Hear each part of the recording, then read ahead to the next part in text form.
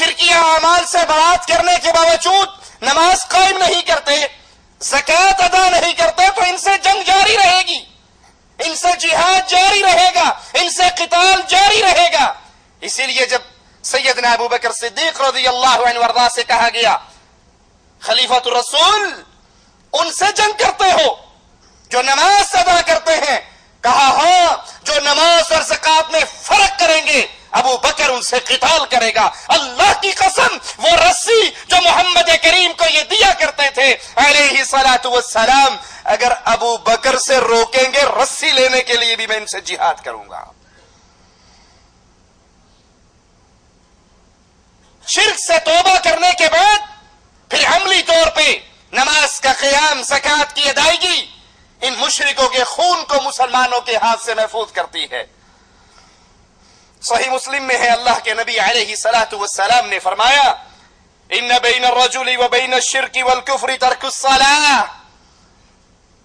انسان آدمی کے درمیان، کفر اور شرک کے درمیان جو چیز کھڑی ہے وہ نماز ہے۔ اگر وادی کفر سے بچنا چاہتے ہو، وادی شرک میں داخل ہونے سے بچنا چاہتے ہو تو نماز قائم کرو۔ اگر نماز قائم کرو گے تو اپنے ایمان کی حالت پہ پختہ رہو گے، اور اگر نماز کو نکال دیتے ہو تو یہ انسان وادی کفر اور شرک میں داخل ہو جاتا۔ ہمارے نزدیک نماز کی اہمیت ہی نہیں رہی۔ جی میں آیا، بڑے فخر سے سنائیں گے جی ماشاءاللہ میں جب صبح اٹھتا ہوں تو صبح کی نماز پڑھ لیتا ہوں، ایک مغرب کی کبھی نہیں چھوڑتا، باقی نمازیں جی بس وہ دوپہر کے ٹائم بقالے کی ڈیوٹی ہے، جب اذان ہوتی ہے بقالہ بند کر کے گھر جاتے ہیں، وہی ٹائم نماز کا ہوتا ہے، وہی ٹائم روٹی کھانے کا ہوتا ہے۔ عصر کے وقت پھر اذان ہوتی ہے، بقالہ بند کرتے ہیں، وہی ٹائم چائے پینے کا ہے، وہی ٹائم نماز کا ہے۔ یعنی بدنصیبی کا یہ عالم ہے کہ اس پاکیزہ ماحول میں رہتے ہوئے، اس سعودی عرب کی پاک سرزمین پر رہتے ہوئے بھی نماز ان کو نصیب نہیں ہے۔ سعودی عرب کو چھوڑ کر دنیا کے باقی ملکوں میں تو اذان کے وقت بازار ویسے بند نہیں ہوتے،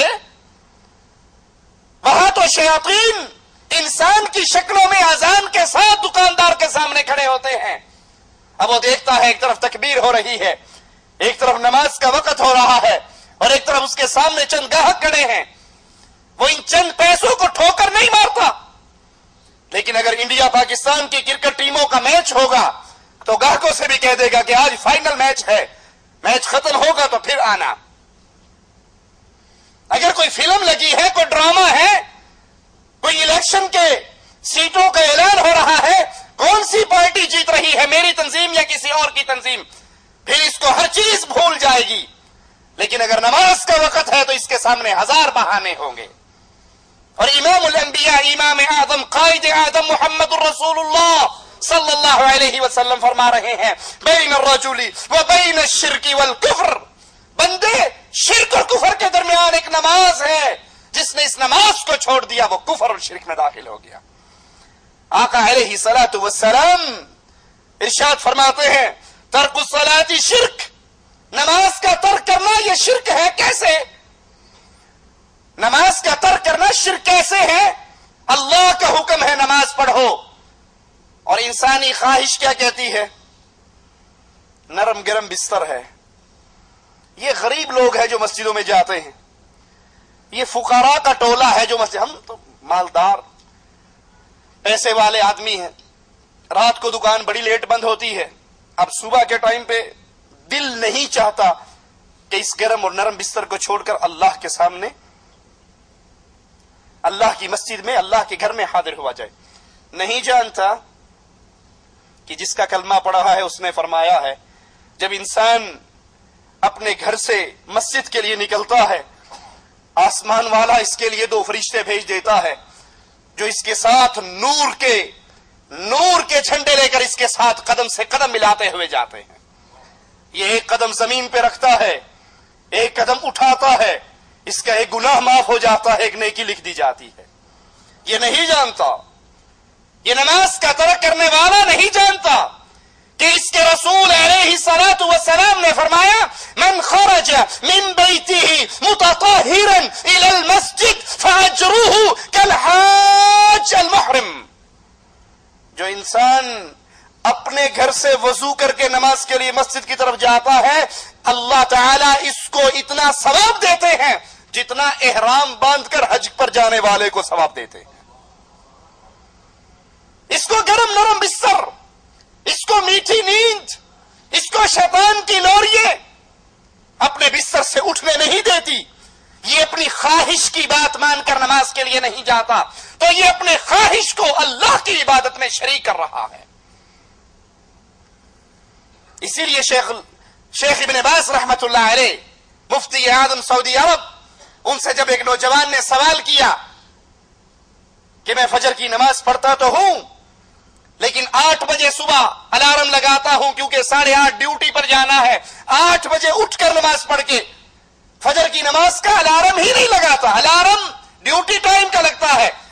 اور میں 8 بجے اٹھ کر نماز پڑھتا ہوں پھر اپنی ڈیوٹی پر جاتا ہوں، میرے بارے میں آپ کیا فرماتے ہیں؟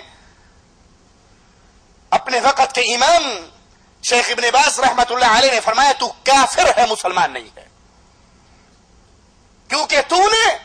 نماز کے اس وقت کو بدل ڈالا جو وقت اللہ نے مقرر کیا تھا، اور تو نے وہ وقت مقرر کیا جو تیری خواہش نے چاہا۔ اور دلیل قرآن حکیم کی اس آیت سے لی، کیا تم نے ایسے شخص کو دیکھا